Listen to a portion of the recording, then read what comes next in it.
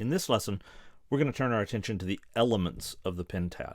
So we've introduced how we get to the pentad, that sort of dramatistic linchpin in Burke's thought. And now what we want to do is we want to pick up what the parts of the pentad are and how we would come to apply them or understand them in any particular rhetorical artifact. Burke gives us 5 elements. Of course, that's where the pentad comes from. There is an act, an agent, agency, scene, and purpose. So those are his 5 elements, and obviously we're going to look at each one of those in a little bit more depth and detail.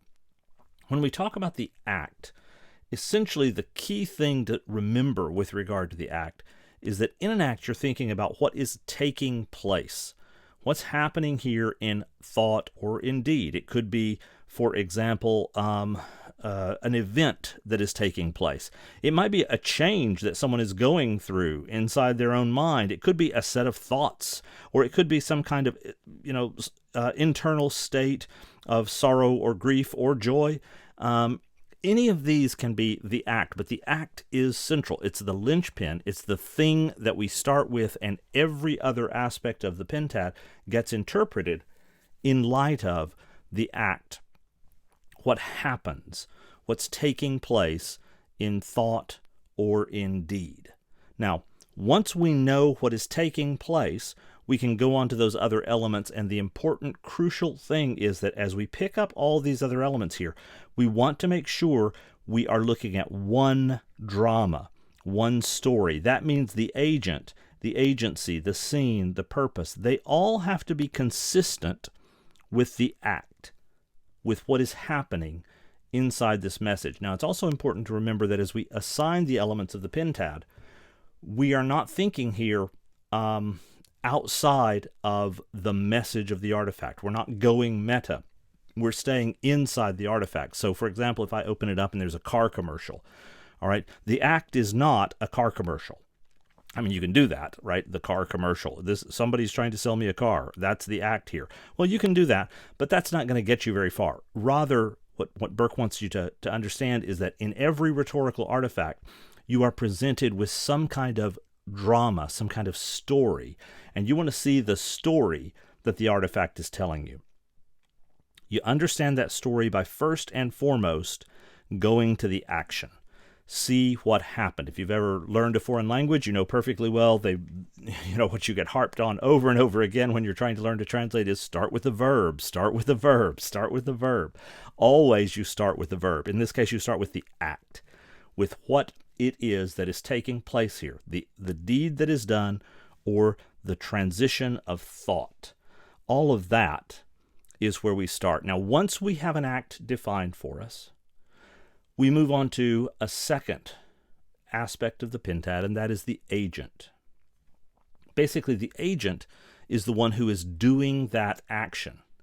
So again, we got to stay consistent. Start with that act. Once you know what the act is, ask yourself, who is doing that action? That's your agent. You can think of them as the actor. There may be more than one, and there could be an act. There could be an agent or agents, right? But you want to identify the person or the thing that is doing that particular action that you have identified in step 1. Now, it's important to understand the pentad is not a quiz where there is a right answer. It's what is called heuristic, meaning it's designed to help you think about your artifact from a lot of different angles at one time. So often you can see an artifact in front of you and you can say, well, here's the act. I've identified the act. And therefore, this is the agent. This is the person doing the act. But then you can take a step back and you can say, well, wait a minute. What if it was not the act I identified? What if it was act B? Well, then we would have a different agent. So those kinds of ambiguities are built into the system. So, for example, if I see an image like this one, okay? So I've got an image here and I ask myself, what is going on? Well, maybe what is going on here is someone is asking for guidance or asking for a blessing or asking for forgiveness. So there may be an act of humility here. If the act that I identify is seeking forgiveness or asking for guidance, if that's the act I identify in this artifact, then the agent is this person. They're the one who is asking for forgiveness or asking for guidance or seeking blessing, right? On the other hand, if I identify the act, if I look at this image and I say, well, the act is someone who is giving a blessing. There is a blessing going on here. Okay, now who is giving a blessing? Agent changes, right? Because the agent and the act have to stay consistent. This is the one who's giving the blessing, right? So in this case, this is if I say submission and an act of humility, what's happening here is that someone is expressing humility. There they are. That's the person expressing humility. If I say the act is giving a blessing, okay, there they are. That's the person giving the blessing. So the agent changes depending on how you identify the act. Again, the important thing here is that the act and the agent are consistent. They link up. They work together. It makes sense that if the act is giving blessing, here's the guy who's doing the blessing. If the act is, presenting humility, here's the guy who's presenting himself as humble. Okay, so those are the kinds of things that are going on here. Remember, it's not a right or wrong answer. It's a pattern, a way of looking at the artifact that will tell you things. What's the act? Well, here we are again. If the act is, a terrorist assault on a city, well, this may be the terrorist. Or maybe the act is resisting terrorism, in which case these are the actors back here, right? So that's the approach you want to take. You want to remember in every situation, there is an actor. In every situation, there is an act. You want to make sure the act and the agent line up and match. Okay, once we have our act and once we have our agent, we're ready to move on to a third step. The third element of the Pentad is what Burke calls agency. Agency is pretty straightforward. Agency is essentially how the act was accomplished. What did the agent use to act? What did the agent use to do the thing that we identified as the action? How was the act accomplished? In other words, basically, what's the tool? That's the question. The question is, what tool was used? Now, tools can be a lot of things. And remember, the tool that the agent uses, the agency, has to match up with the act. So if the act was, for example,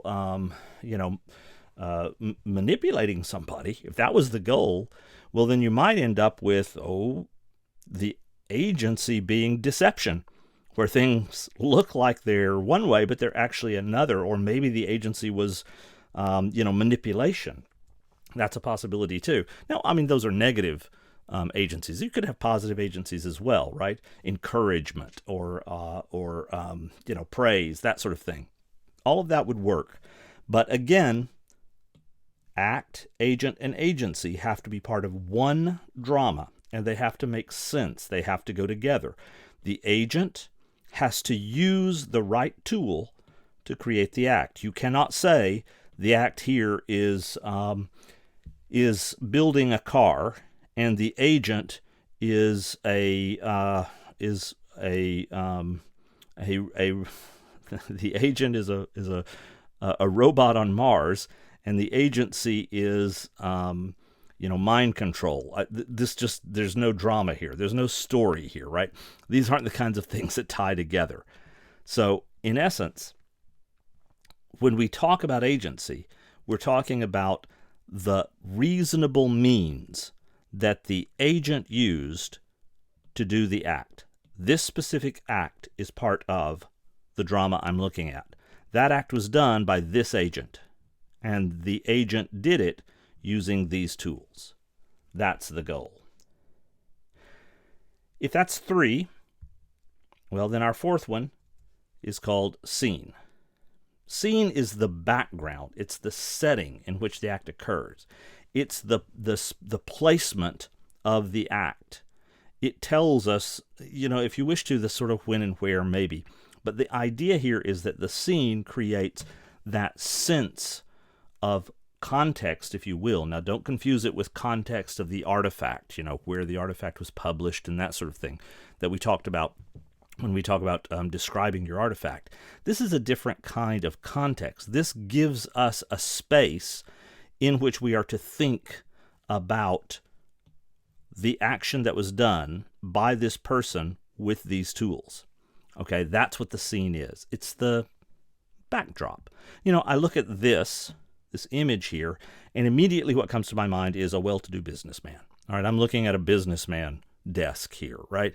Although I don't know who puts their coffee over on the left side. That makes no sense at all. The coffee is supposed to be up here. But all that aside, this is very clearly a kind of very professional, well-to-do business, professional setting that is being communicated to me here. Burke says, yeah, that's exactly right. You get these little indicators, the clip, the calendar, the paper and the pens, the very nicely laid out fancy pens. All that goes together to say, hey, this is a kind of professional setting.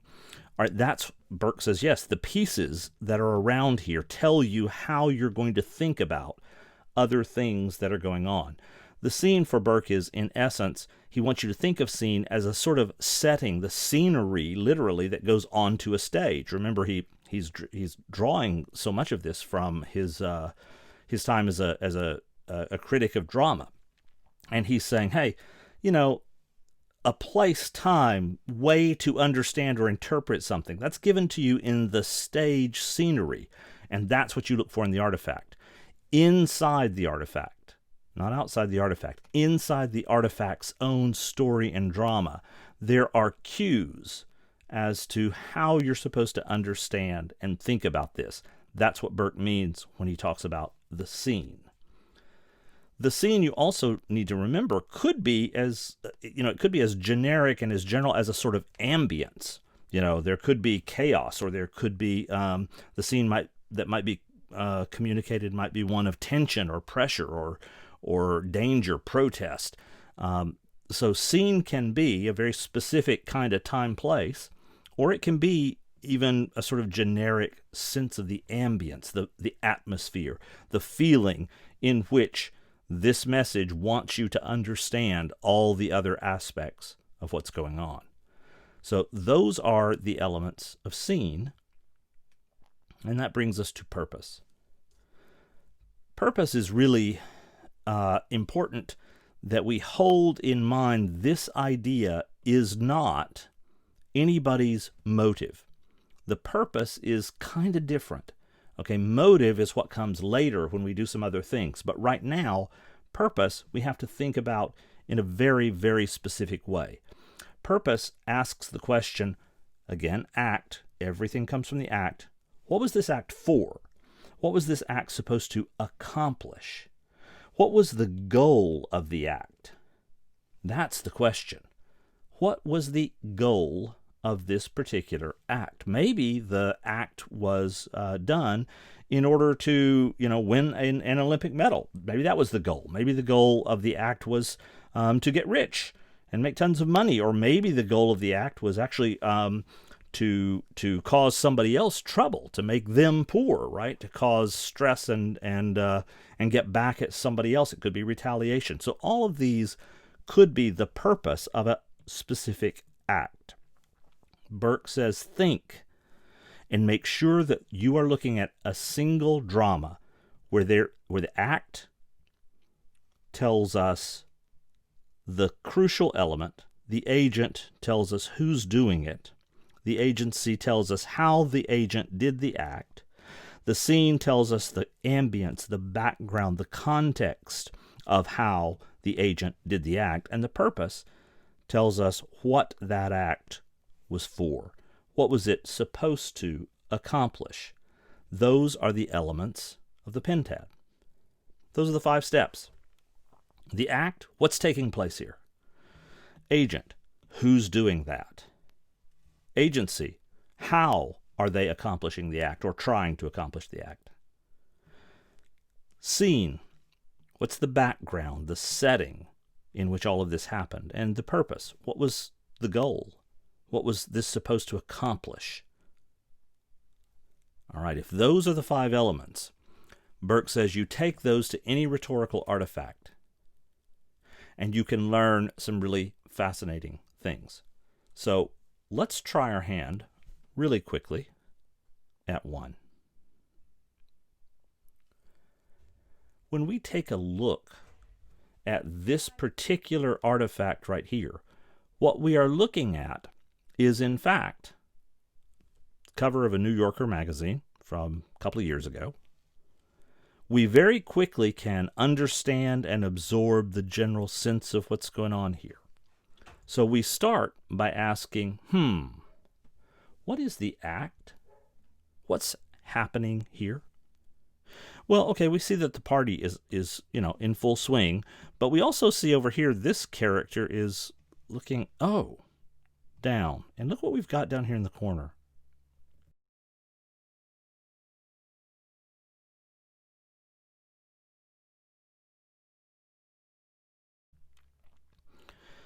We discover, when we look close, that there are a bunch of these guys up here. And then when we look down here, we see, people with signs, people climbing on boots, shaking fists, people raising their hands.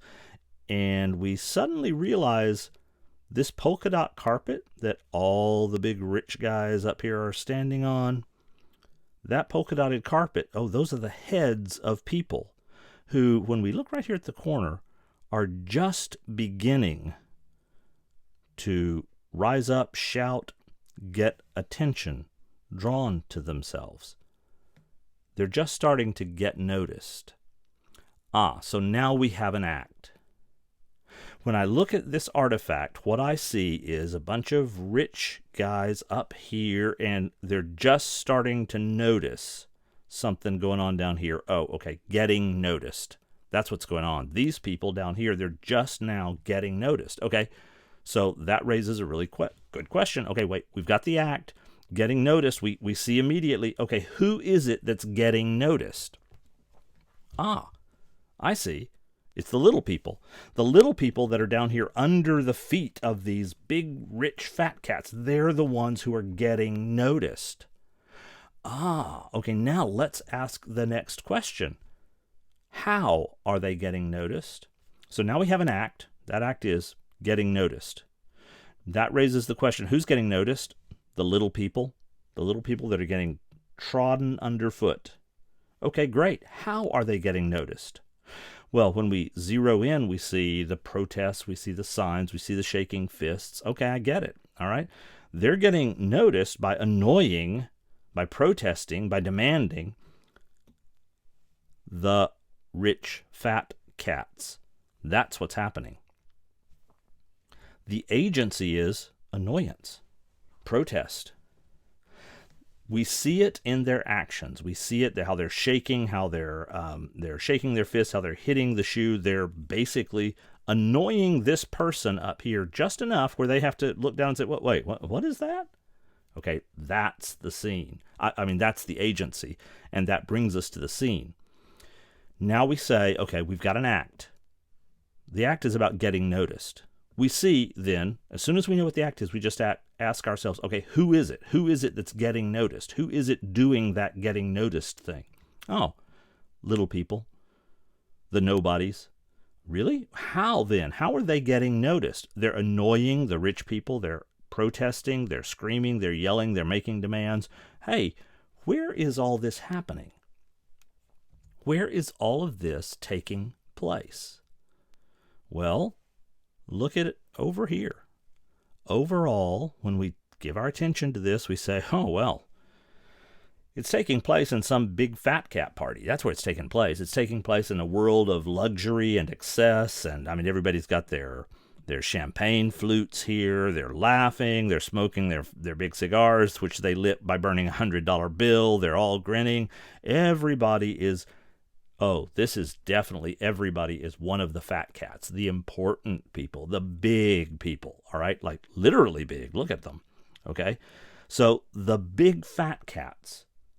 So we are now looking at the beginning of a Pentad. Somebody's getting noticed. Okay, who's doing that getting noticed? The little people are. How are they doing it? They're doing it by annoying the fat cats. And what's the scene? Well, the scene is the life of the fat cats. It's up here.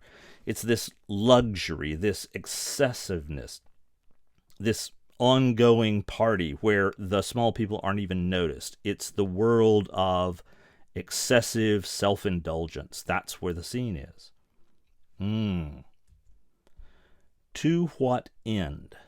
What is the purpose of the act? Now, here again, be careful. Remember, you've got to stay consistent. Why is it that the little people, by annoying the rich in the setting of luxurious excess, trying to get noticed, what is the purpose of that act? Well, they want to stop getting walked on. They want to alter this scene. They want to change the reality they are living under. That's your Pentad. Now, I say that's your Pentad. That's one Pentad. I mean, we could do this a different way, right? But you begin to get the sense of what we do here. The act is what is happening, getting noticed. That's what's happening.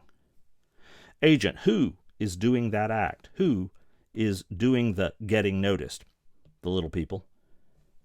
Really? How? In what way are they getting noticed? By annoyance? By protest? Screaming, yelling, waving their placards? Really? When? Where? What kind of a background? What situation or setting are we talking about? We're talking about a scene, a setting of luxurious excess where the party of fat cats don't even notice that they're standing on, walking on the small people. What's the purpose? Why was the act being done by the agent? Because they don't want to get walked on anymore. That's why. Okay, that's a fundamental pentadic analysis. Let's run through one more really quickly. When we take a look at this, what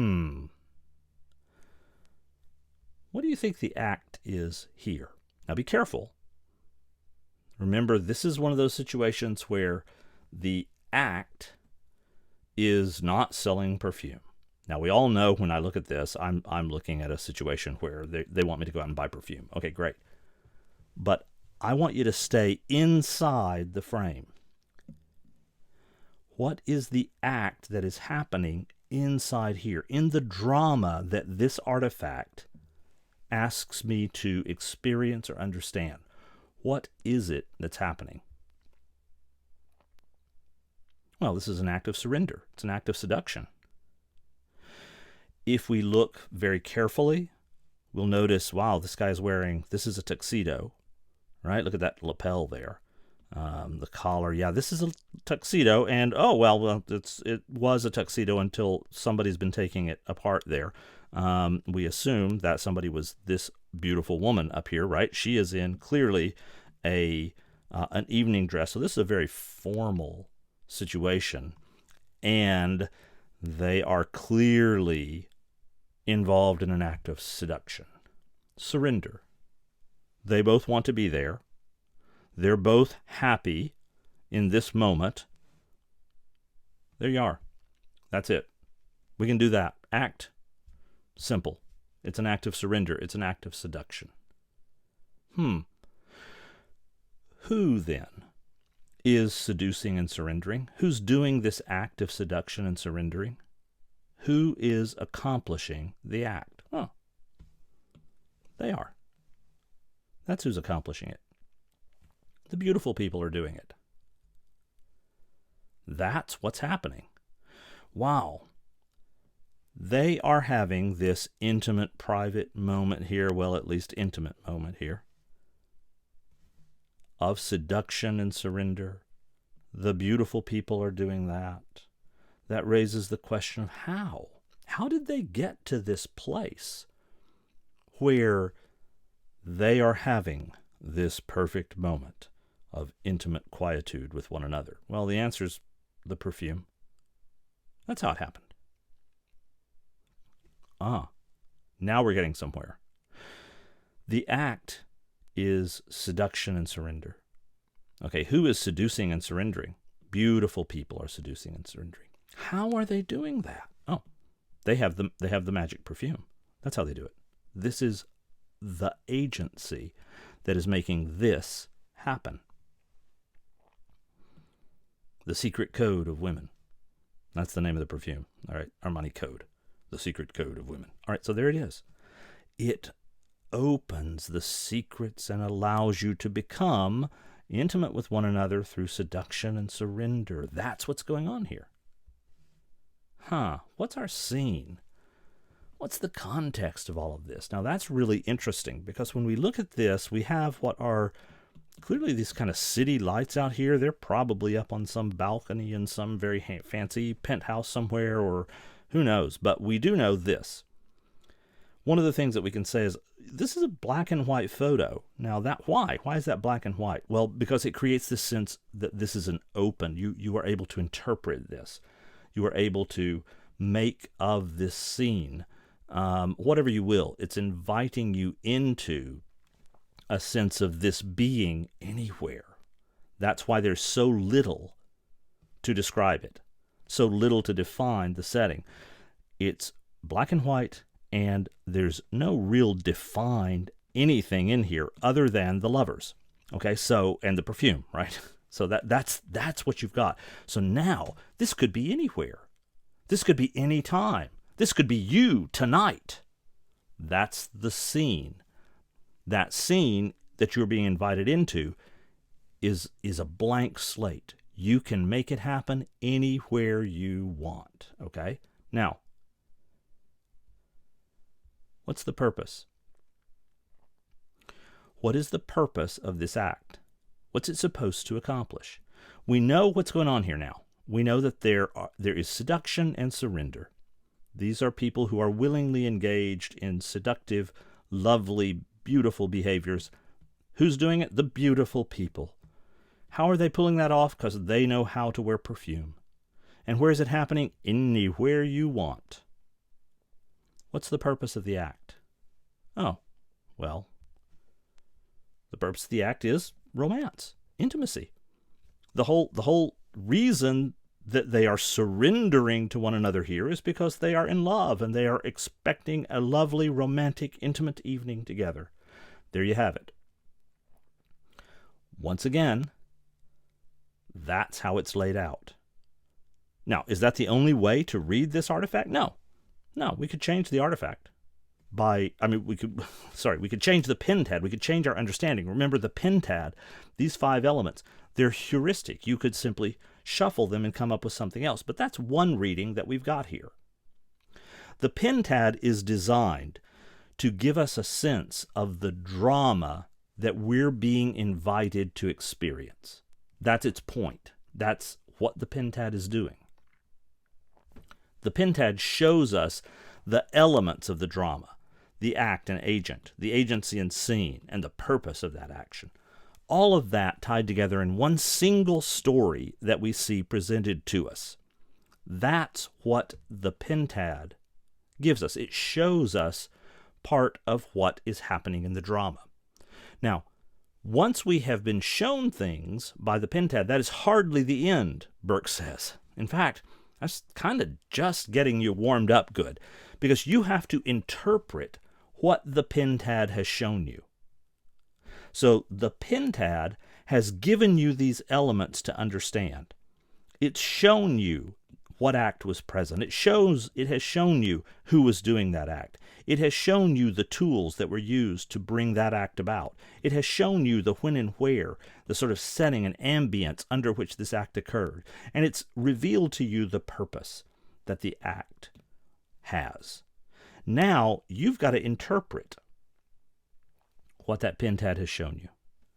So the Pentad has shown you these things, and now you're going to have to interpret what those things mean.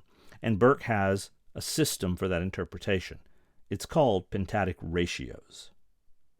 So once we understand what it is that the pentad has shown us, and we have an answer to the drama that is here. What is the drama that is present in this artifact? Once we know the drama that's present in the artifact, we have to interpret that drama, and that we do with pentadic ratios, which we'll take up in our next lesson.